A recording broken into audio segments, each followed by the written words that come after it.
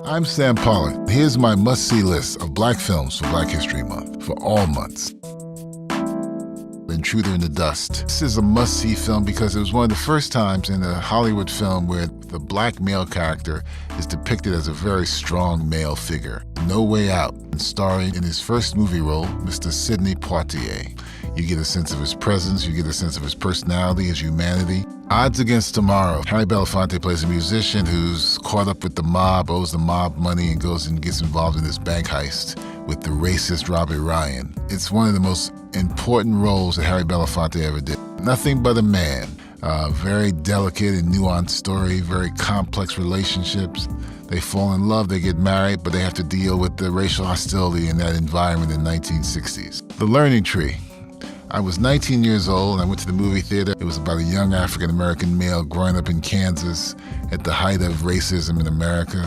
And it's just another nuanced, delicately handled piece of film craft. Sweet Sweetback's Badass Song. This is Melvin Van Peebles' opus to black malehood.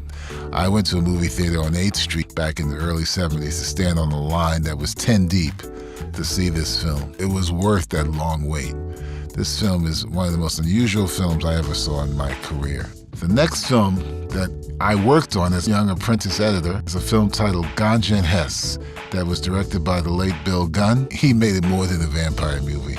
He made it about love. He made it about love and lust and blood.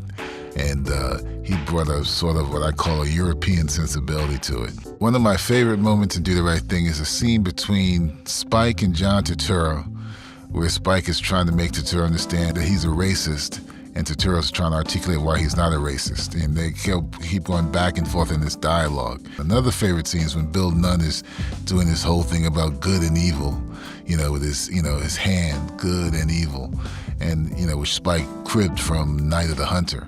Another must-see is John Singleton's Rosewood. It was in your face. You had to really hold on for this ride because it was pretty brutal film. John depicts what happens when white anger over black middle-class life really erupts. Daughters of the Dust is a must-see film. It's lyrical, beautifully paced, and visually sumptuous. It's an important film for generations of young black men and women to see, because it tells a story that's rarely ever been told and seen on the screen.